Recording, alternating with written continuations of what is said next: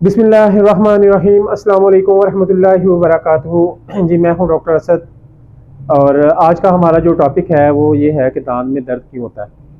यहाँ पे दो टॉपिक हैं, करीब करीब हैं, एक दूसरे से मिलते जुलते हैं। आज का हमारा जो टॉपिक है वो ये है कि दांत में दर्द क्यों होता है और दूसरा टॉपिक ये है कि दांत ख़राब क्यों होते हैं। ये बिल्कुल एक दूसरे के करीब करीब टॉपिक हैं। तो हम इंशाल्लाह ताला दांत क्यों ख़राब होते हैं, कैसे ख़राब होते हैं, इस पर इंशाल्लाह एक अगली वीडियो बनाएंगे। अभी फ़िलहाल हम ये बताते हैं आपको कि दांत में दर्द क्यों होता है। अल्लाह ताला का एक बहुत खूबसूरत निज़ाम है कि अल्लाह ताला ने दांतों के 3 हिस्से बनाए हैं। एक वो हिस्सा है जिसके साथ हम खाते पीते चबाते हैं और वो माशाल्लाह वो इतना मजबूत है कि हमारे जिस्म की तमाम हड्डियों से वो ज़्यादा मजबूत है। और उसके बाद जब वो ख़राब हो जाती है तो उसके अंदर एक बहुत सॉफ्ट सा एरिया होता है, उसको सेकंड लेयर कह लें, उसको डेंटिन की लेयर कहते हैं। पहले वाला एनेमल होता है और दूसरे वाले को डेंटिन कहते हैं। जब उसमें आता है तो सेंसिटिविटी शुरू हो जाती है, आपको ठंडा गर्म लगना शुरू हो जाता है। जब आपको पहली लेयर ख़राब हो रही है उसमें खुराक फंसना शुरू हो जाती है, आपको उसमें थोड़ी प्रॉब्लम आती है, जब आप चीज़ खाते हैं तो उसमें लगना शुरू हो जाती है। तो आपके पास एक बेहतरीन वजह होती है, आप डेंटिस्ट के पास जाएँ, जाके उसकी जो है ना आप फिलिंग करवा लें, छोटा मोटा ट्रीटमेंट होगा, आपका काम ख़त्म हो जाएगा। लेकिन जैसे ही वो सेंसिटिविटी की तरफ आ जाता है उसमें शिद्दत आनी शुरू होती है। बजाय इसके कि हम डॉक्टर के पास जाएँ, हम क्या करते हैं कि वो घरेलू टोटके थोड़े बहुत हल्के फुल्के शुरू कर लेते हैं।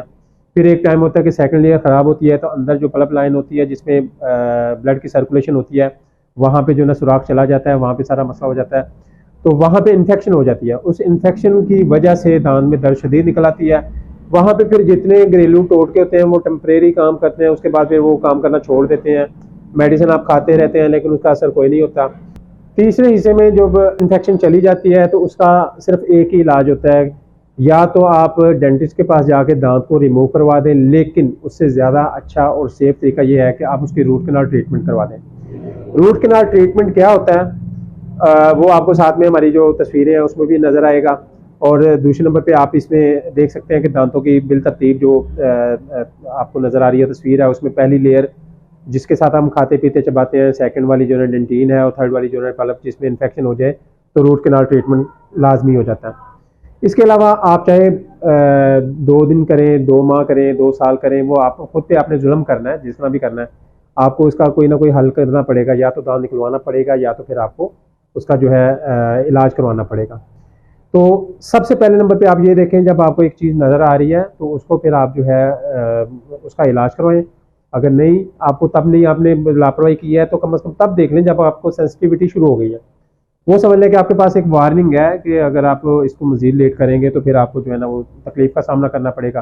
और जब तीसरी चीज़ जो है ना वो आपकी इन्फेक्शन हो जाती है, तीसरी लेयर में या समझ लें तीसरे हिस्से में इन्फेक्शन हो जाती है, तो फिर दांत आपका जो है ना वो उसका इलाज लाजमी हो जाता है और दांत में फिर चांसेस हो जाते हैं, अगर इन्फेक्शन ज़्यादा हो, उसके रूट ज़्यादा गल गई हो, ख़राब ज़्यादा इन्फेक्शन हो गई हो, तो फिर बाज़ का रूट कैनाल ट्रीटमेंट जो है वो कामयाब नहीं होता, तो उस सूरत में हमें दांत को निकालना पड़ता है। तो इसका सबसे बेहतरीन और अच्छा तरीकाकार यही है कि आप दांतों की केयर करें, दांतों का ध्यान रखें। हर 6 माह बाद या 1 साल बाद अपना पूरा फैमिली चेकअप करवाएं, डेंटिस्ट के पास विज़िट करें। अगर कोई छोटा मोटा मसला हो तो वो इब्तदाई हालत में ही ठीक हो जाएगा। और अगर आप लेट करते जाएंगे, लापरवाही करते जाएंगे, हमारे पास बहुत से ऐसे पेशेंट्स भी आते हैं जो कहते हैं कि हम ज़िंदगी में पहली दफ़ा डेंटिस्ट के पास आए हैं। तो ऐसी कंडीशन में जो है ना वो दांतों का बेड़ा गर्क हो जाता है और फिर एट द एंड फिर उनको बहुत ज़्यादा पैसे लगाने पड़ते हैं।